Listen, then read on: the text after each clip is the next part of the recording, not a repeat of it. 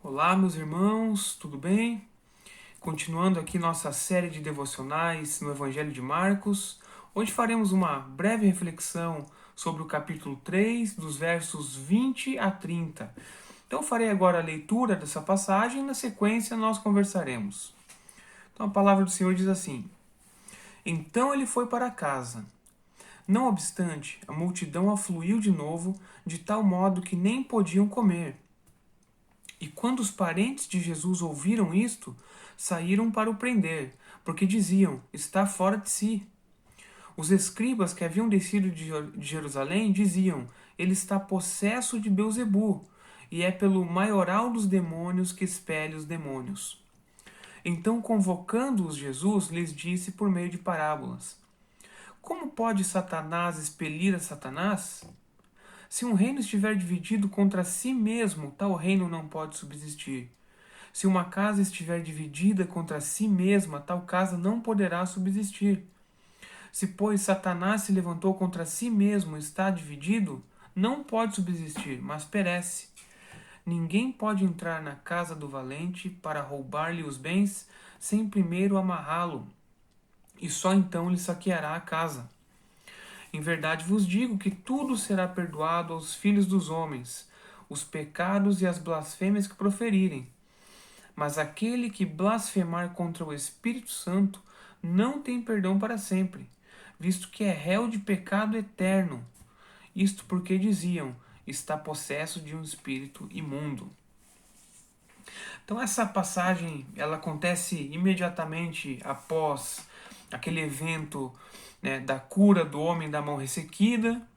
Na sequência, Cristo e os discípulos vão à beira-mar e novamente há inúmeros episódios de cura, várias pessoas são curadas de várias enfermidades. Depois disso, Cristo escolhe os 12 apóstolos, aqueles que acompanhariam sua jornada, seu ministério, né? E na sequência, Cristo vai para casa, né? Talvez com sede de descanso.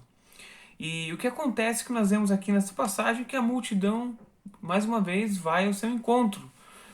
E isso, de alguma forma, surpreende aqueles que estavam à volta de Cristo, né? E vemos aqui na passagem duas acusações principais a Cristo. E são acusações totalmente absurdas, né? E a primeira delas é de que Cristo era louco, né? Que estava louco. Que ele, de alguma maneira, estava fora de si, estava cometendo algum tipo de ato que fosse desprovido de razão, que estivesse com algum problema nesse sentido. E o verso 21 diz que os próprios parentes de Cristo, né, diziam isso, né, de que ele estava fora de si, buscando prendê-lo de alguma forma para que realmente resolvessem essa situação. A gente imagina que este episódio deve ter sido muito marcante, no sentido de que haviam muitas pessoas ao redor, né, de Cristo.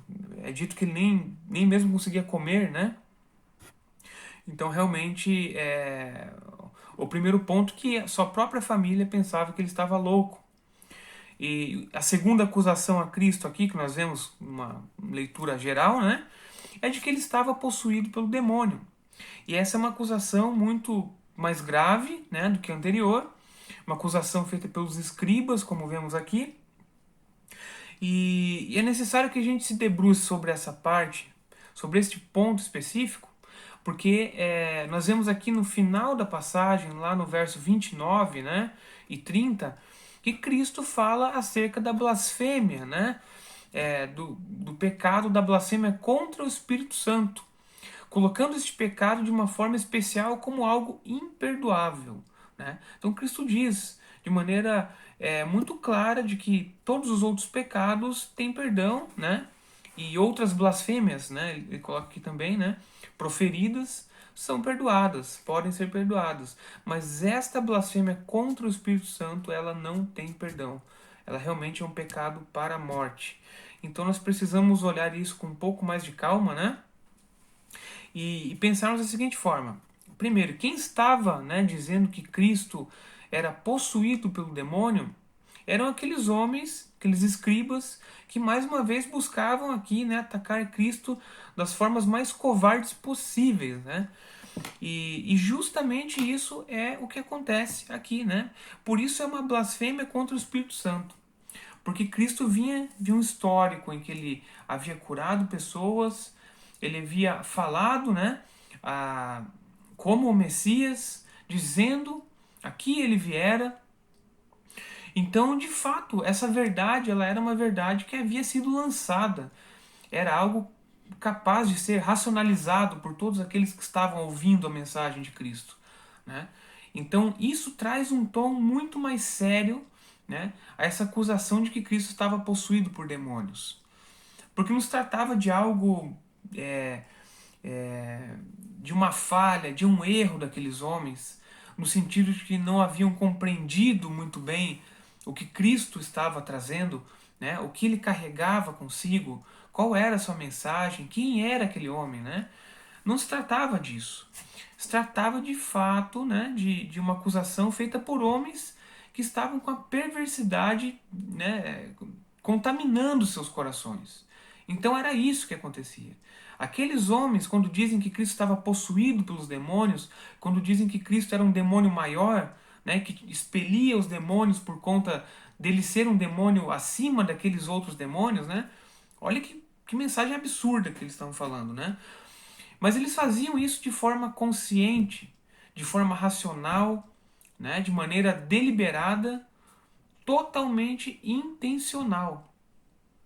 Então há uma diferença muito grande mesmo, entre todos os pecados que cometemos contra Cristo, né, contra Deus, todas aquelas coisas que já sabemos que deveríamos fazer e que acabamos tropeçando, ou pecados um pouco mais graves, referentes à nossa própria fé mesmo, né?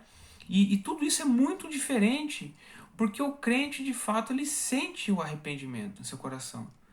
Mas aqueles homens lá não. Aqueles homens eram homens réprobos, que tinham seu coração totalmente pervertido. Né? Em outras palavras, não eram eleitos de Deus. Então estas blasfêmias cometidas por aqueles homens, né, que de maneira consciente, de maneira racional, entendiam quem era Cristo e quem estava executando, né, todos aqueles milagres, todas aquelas coisas maravilhosas, né, que era o Espírito Santo, e Cristo deixa isso muito claro, né, em todas essas passagens aqui, em outros evangelhos também. Então isso realmente era uma mensagem que estava muito clara para todos aqueles que estavam vivenciando os milagres de Cristo, de que o Espírito Santo estava agindo, e todos aqueles homens que haviam visto isso, que sabiam essas verdades, estavam dizendo que Cristo era possuído por demônios, eles cometem então esta blasfêmia contra o Espírito Santo, que realmente é um pecado imperdoável, um pecado impossível de ser cometido por quem é crente de fato, por quem é um eleito de Deus. Esse pecado jamais pode ser cometido por um eleito, porque realmente nós nos arrependemos daquilo que falamos, daquilo que cometemos, mas estes homens não. Eles, uma certeza que temos é de que eles estavam totalmente imersos na maldade, na inveja, na ira, buscando, né? Mais uma vez vemos aqui difamar a Cristo, difamar o Messias, tornando-o culpado por crimes, né? Por coisas horrorosas, pavorosas, e este realmente era o seu intuito. Né? Então, dizendo que Cristo estava possuído por um espírito imundo, ou que ele era o maior dos demônios, que estava possuído por demônios, que ele tinha algum vínculo com esses demônios, realmente isso esta blasfêmia contra o Espírito Santo, contra a obra do Espírito Santo manifestada por meio de Cristo, né? Realmente este é o pecado da blasfêmia contra o Espírito Santo, aquele pecado que não tem perdão. Esta mensagem é muito útil para nós, porque muitas vezes pensamos, né, que nossos pecados ofendem demais a Deus, né, de tal forma que não tenhamos o perdão, né, de sua parte. Mas essa mensagem nos mostra isso, que realmente esse tipo de pecado só pode ser cometido por esse tipo de homem, réprobos de coração, pessoas que estão realmente imersas em seu próprio, em sua própria podridão, em sua própria depravação, em seu coração totalmente voltado, né, contra Cristo. Então tenhamos a tranquilidade, sabemos que como eleitos jamais cometeremos este pecado, né? E que sabemos que Cristo, né, por meio dele somos perdoados de todos os nossos pecados. Que Deus nos abençoe e sigamos em frente, irmãos. Um grande abraço.